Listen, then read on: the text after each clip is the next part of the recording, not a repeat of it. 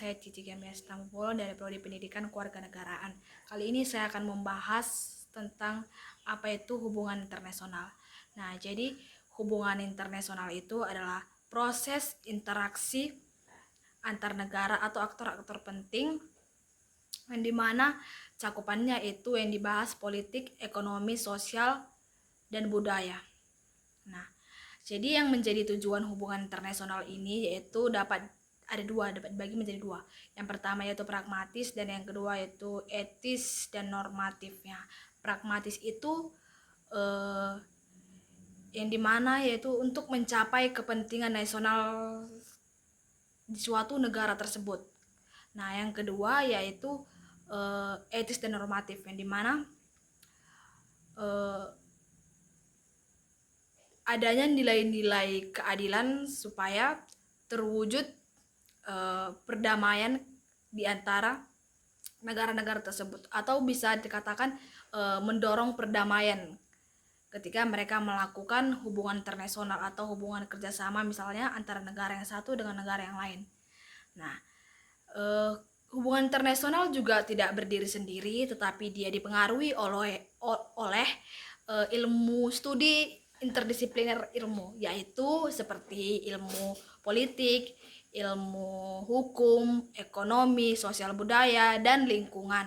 Nah, misalnya saya ambil dari ilmu politik. Nah, kenapa dia berkaitan dengan hubungan internasional? Karena ilmu politik ini bisa dikatakan dapat memahami kekuasaan dan kebijakan internasional atau kebijakan negara tersebut.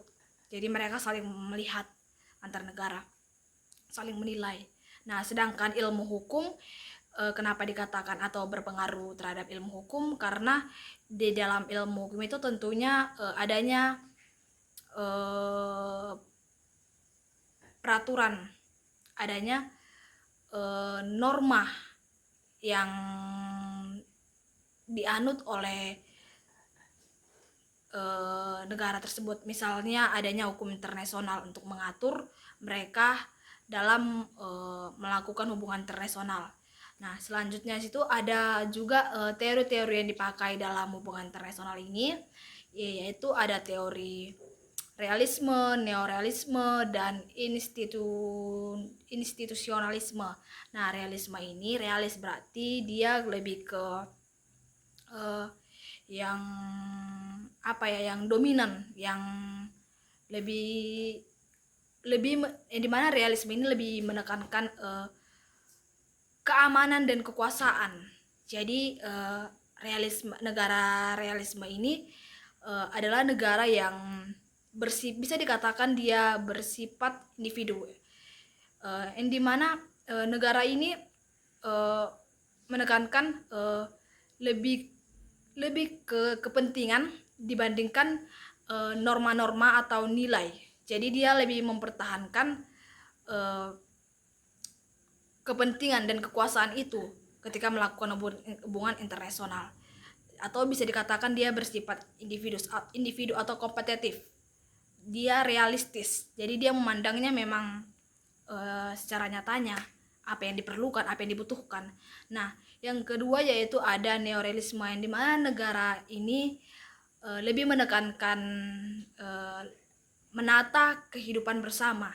Berarti di sana lebih mengedepankan kepentingan bersama, asal negara yang satu dan negara yang satu bisa bernegosiasi, bisa bekerja sama, asalkan bisa berwujudlah apa yang menjadi keinginan mereka itu bersama. Atau bisa dikatakan neorealisme ini adalah orang yang mewujudkan nilai keadilan supaya di dalam pihak negara A dan pihak negara B tidak ada saling tidak kecocokan. Nah, selanjutnya itu ada institusionalisme. Teori institusionalisme ini yang dimana negara-negara dapat melakukan hubungan kerjasama bersama lembaga internasional, atau di sini dapat dikatakan peran lembaga internasional seperti PBB, WTO, PBB, ASEAN. dan lainnya. Nah, jadi hubungan internasional itu juga memiliki aktor-aktor penting. Misalnya seperti yang saya katakan tadi, ada PBB, ada WTO, ada ASEAN, ada bukan ASEAN, ada BRICS. Nah, yang dimana yang pertama yaitu ada PBB, yaitu untuk menjaga perdamaian. Sedangkan yang kedua yaitu WTO, yaitu untuk mengatur perdagangan internasional atau global. Nah, yang ketiga yaitu ASEAN, yaitu negara-negara yang untuk melakukan kerjasama untuk hal-hal yang bukan ASEAN, ada BRICS yang dimana maaf. Jadi BRICS ini yaitu untuk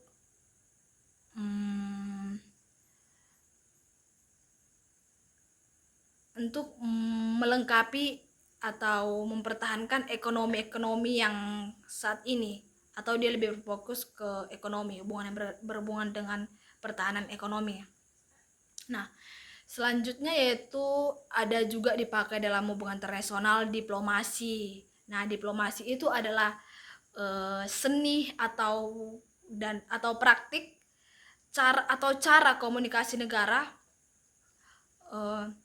terhadap politik, ekonomi, budaya.